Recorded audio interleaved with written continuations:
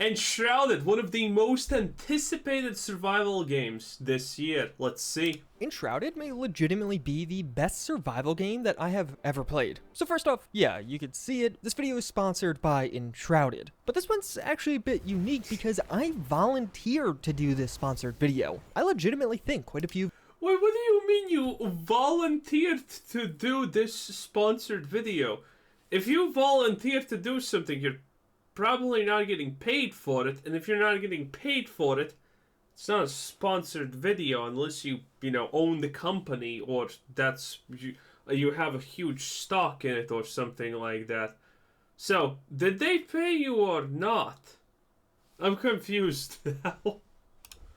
of you are going to be very interested in Enshrouded, especially if you're already a fan of Fallout or the Elder Scrolls. So first glance, Enshrouded probably looks like just one of those familiar survival games, but this one's just better. It almost feels like the developers played all of those other games out there and just made an improved one. You'll have the vast open world with tons of crafting, skills, and light classes to build into, some incredibly in-depth base building, and of course, a ton to find. Yeah, the base building honestly in Shrouded seems a little bit better than other things.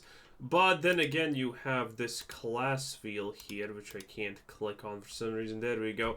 And this one doesn't kind of seem that great, because I think it's the big problem with Enshrouded so far that I can tell is the fact that there's, well, not really that much towards a class, you know? And this is some kind of a survival MMORPG to a certain degree. And, well, it doesn't really give you that many skills or whatever as far as I can tell. And as far as anyone has shown. So, your class mostly relies on you just shooting a bow, wielding a staff, or having a sword, and maybe having a shield.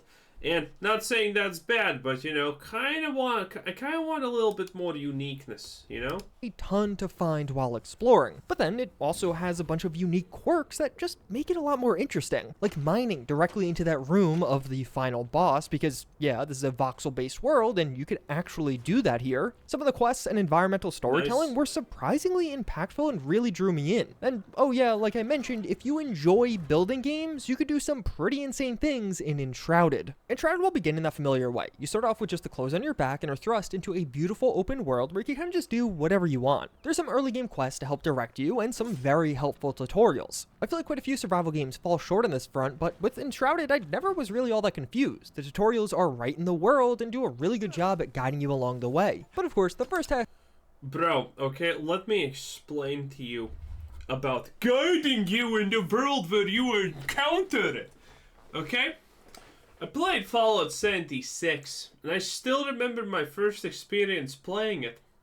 You know how everyone just goes in the right direction? Yeah, I went off in the completely wrong direction, had absolutely no idea how to do anything, and for the first 20 hours or 40 hours, I didn't even know how to place down my camp, because I missed the whole tutorial area. That's what you get for placing tutorials in the open world. Some people like me, who are very, very special breeds of stupid, are gonna go probably to the hardest zone at the start by accident, because obviously, you know the path that is laid out right in front of you? Yeah, kind of seems boring, doesn't it? I wonder what's there behind that tree. Oh, I wonder what's the... Oh, and now you're in Mount Doom and you're level 2. It happens, boys. Here is just going to be to survive. Enshrouded is not a hardcore survival game. Like, yeah, enemies and sometimes even the environment can kill you, especially if you're bad, but the vast majority of the time you'll encounter that as you're seeking out that type of content. And early on, there won't be too many threats to you. You'll harvest some of those early game resources, gradually build up your first home, which genuinely does feel like quite the accomplishment once you actually finish it. And here is one of my favorite mechanics of Enshrouded comes into play. So in this game, basically everything you do will cost stamina. You'll use it to sprint, to swing a tool or a weapon, and even using other things like a glider or jumping all will cost stamina. But the flying squirrel dive, please. Colliding, that's so Fortnite. The way this is balanced is the more survival things you have or do, the larger the bonus you'll get to your stamina. So here in my fully enclosed home with a fire going and some decent furniture around, I get a flat stamina bonus for a certain amount of time. And this will scale, so if I build even more furniture or higher quality furniture, I could extend this and enhance the stamina bonus even further. That's nice. You know what I hate about a lot of survival games and things like that? It's when they force you to eat some shit. Oh god, I hate it so much. You know? Oh, you need to eat berries so you get like that 1% whatever boost, right? Then why can't games just do the smart thing and give you these boosts, but give you them in challenge formats or crafting formats or gathering formats?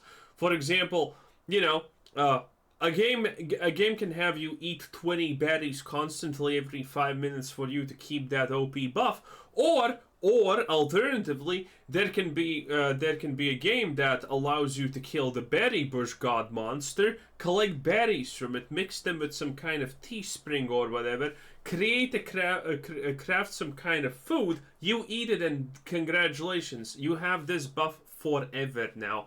I am so much more of a fan of the latter. And similarly, having a balanced diet is important here as well. You could find and cook up food, and these will each occupy one of your various food slots. So it's kind of hilarious because it basically gets you playing house in the most organic way possible. You'll have your meat, vegetable, and water while sitting by the fire, and this is the best way to prepare for that upcoming adventure. And to me, this was just kind of cool. They managed to make a game where building a warm, comfy home and having a relatively balanced diet is something you'll organically do because you do want those incredibly powerful bonuses. But of course, quickly thereafter, you're going to want some better gear for your character, and this too is done in a pretty cool way. Higher tier crafting in Enshrouded is mostly going to be locked behind craftspeople. These are going to be NPCs that are locked in various locations around the world where you basically have to go and save these NPCs, and then you can place them back at your house or base, along with some of their newly unlocked crafting tables. But this too creates a flexible and nicely organic gameplay loop. You want better items, so you have to go explore to get them. And exploring may just be the single best part of Enshrouded overall. The realm of Embervale is vast. Enshrouded has several different biomes, and it is a gigantic open world, but some of these areas are going to be a bit different. The Shroud will be this more dangerous, gaseous area. You'll find these all over the world, and in the lore, the Shroud destroyed much of society. But in gameplay terms, this is a pretty fun mechanic. Whenever you're enshrouded, a countdown timer will begin. So you're only able to spend a limited amount of time in the Shroud. By the way, the Shroud, as much as I understand, is kind of random where it appears or how it appears. It kind of spreads and stuff like that. And it creates this natural tension that forms as you're doing a quest or some kind of objective in the Shroud. So like at one point I was approaching a boss fight, but I noticed my timer was very rapidly counting down, and this immediately ups the tension with everything you're doing. But of course, this is an open world action RPG, so if you prepare better, there are several potions you can use or take to increase your time here, or alternatively, if you explore around, you'll be able to find various items or activatables that will allow you to increase your time in the Shroud. But I did start to notice the Shroud took a lot of things that otherwise would have been relatively mundane or forgettable as a part of this game, and it just made them a lot more fun and interesting because there was that tension there. Relatively free because you could just walk out of the Shroud whenever you want to be safe again, but it really is a nice X factor around exploration that consistently comes into play. Because beyond that, what truly makes exploration so special is just how much there is to find and how many ways you have to go about finding it. Enshrouded is absolutely one of those games where you'll leave the base to take on that one singular quest, but then return several hours later having done a bunch of other things that aren't even the quest you left to do. There are a ton of objectives on this map. Definitely not to an some attacks and animations, by the way, definitely look better and feel better than others. Overwhelming degree, but to a healthy degree. There'll be always something else for you to do if you want to. You'll encounter all kinds of different dungeons with spooky and scary creatures within, oftentimes holding treasure or something of note. There are quite a few individualized stories all over this map for you to find. You'll find a lot of these notes all over, and sometimes this will just lead into a full-on boss fight with unique mechanics tied to that boss. This game has several boss fights all around the map, but conversely, you might just be doing dungeon diving, looking for valuables as a part of a specific quest. And one nice aspect of this is it is a destroyed world, so oftentimes you'll find enemy encampments that you can loot and have some of these newfound enemies within, but oftentimes even more interesting, you could find full-fledged destroyed cities, or even just build on top of those destroyed cities. Enshrouded has some of the best environmental storytelling I've seen in a game since Fallout 4. You'll walk into one of these destroyed cities and find a couple of pages or notes. Since Minecraft in this case, I guess, mod. I don't know, was Fallout 4 actually that good in environmental storytelling? Let me think. No. Fallout's environmental storytelling is a bunch of hoopla boopla and doesn't make sense at all. And yeah, that's pretty much it, honestly. Notes, and as you get deeper and deeper, you'll get more and more of this story and be able to visibly see what actually happened to these people, or really the aftermath of whatever happened here. And a nice touch of this is many of these notes will have clues around certain valuables that are nearby or notable things that you can find. And sometimes they're just really sad. They'll suck you in for all of the wrong reasons because you're listening to a story about a bunch of people that have now perished. Now, admittedly, even though I do wish that there was a little bit more class nuance, a little bit of more that zest, you know, I'm fine with this. You know, yeah, maybe PoE doesn't have classes any longer, which is a little bit sad, and Enshrouded is more PoE than the last Epoch, where the last Epoch has 15 unique classes.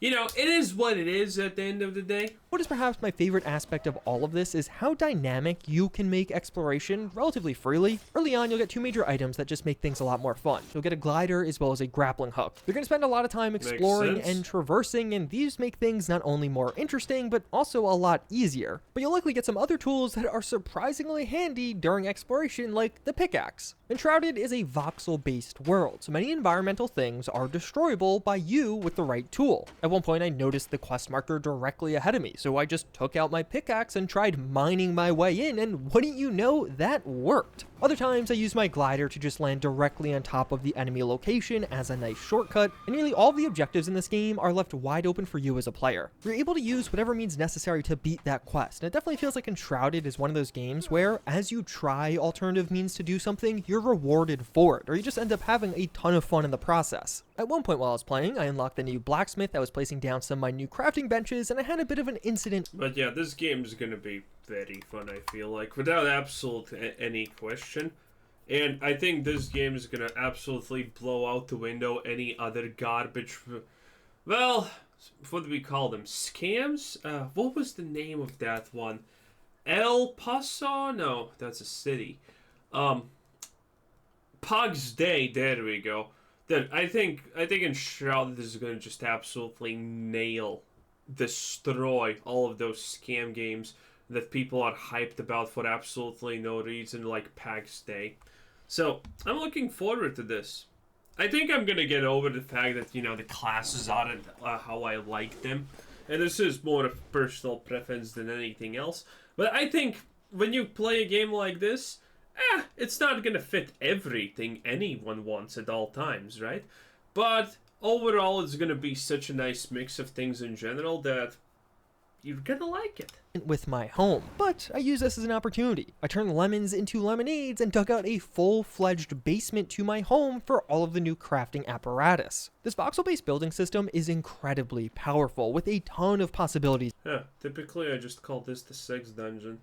Available. You've likely seen some of the crazy builds online, and these are definitely doable, especially considering Enshrouded has a full-fledged 16-player co-op mode if you're into that. I didn't mess around with it too much, I pretty much exclusively played solo, but it's definitely there, and it definitely seems like it could be a lot of fun. And one of the other things that really sets this game apart is, as you're playing, it feels like the devs have actually played their game and made changes as a result. There are quite a few just really nice quality of life features. You can equip and use a ranged weapon in the typical style, or alternatively just assign it to the ranged weapon slot, and then at any point by holding down the Q key, you can use your ranged weapon. This is super dynamic, so right in the middle of combat, you can switch to a ranged weapon to try and get a few cheeky shots off, then switch immediately back to melee. The quick use bar has an entire alternative quick use bar that you could switch to on the fly, so oftentimes I would have one focused on combat, and then a second one more focused on eating and building. But as a backbone to all of this, Enshrouded also has a full-on skill system with loose classes that you're able to build towards. A lot of the abilities you unlock are genuine game changers. They're yeah, no. Ton of new combat abilities that you've likely been seeing throughout this video, but also just things like I mean, we have seen literally almost nothing. We have just seen the magical disappearing dash blink ability, okay? That's it. And then we know that the staff has like a bunch of choices or something, and Well, that's really not that much if we're being completely real here now, is it? Double jump, which opens up a whole world of verticality. How you spec out your character is completely freeform and up to you, though. So you could build a little bit into one class or another. You could rely on some of the survival or building abilities, or just completely focus into combat. And speaking of combat, this too has a surprising amount of depth for this game. There's going to be a variety of melee weapons. There's going to be mechanics like rolling or dodges here. There's also a block and repost system. Magic is a component of this game, and there are several different methods for using magic. And of course, other ranged weapons with a ton of different arrow types for you to choose from. And overall for me, one of the things that made me like Enshrouded so much was it had the depth you wanted without it being too hardcore. Like yeah, you could die in this game and you'll drop your items, but you could just go back after the fact to get them. This game features fast traveling around. Couldn't you also turn off the fact that you drop items after death in this game? I'm not sure, or was that just a Palworld's feature? So you don't have to spend the entire time walking, but at the same time, if you do want more of a challenge, you can engage in things like boss fights or even go to a higher tier area, and if you're careless, you can die very quickly in combat. It's one of those games where even with just a little bit of preparation, you'll be significantly more powerful, but at the same time, you can play this in a much more lax style, focusing more on building up your own base. And to me, this really does have all of the criteria for that perfect survival game, and one of the best parts is options for everyone, essentially, and I kind of like it. I think this is casual enough that people are gonna like it, and I think this is, well, hardcore enough that people are gonna spend hours in it to try and min-max things and do stuff like that. It has base building, boss battles, so that already kind of covers two large player sections. It has exploration, then it has just, normal encounters, survival aspects. That's a lot. So this game can appeal to a lot of different people in a lot of different ways. And it's probably going to, I hope it does this well enough, because those games usually are the best ones that do this properly.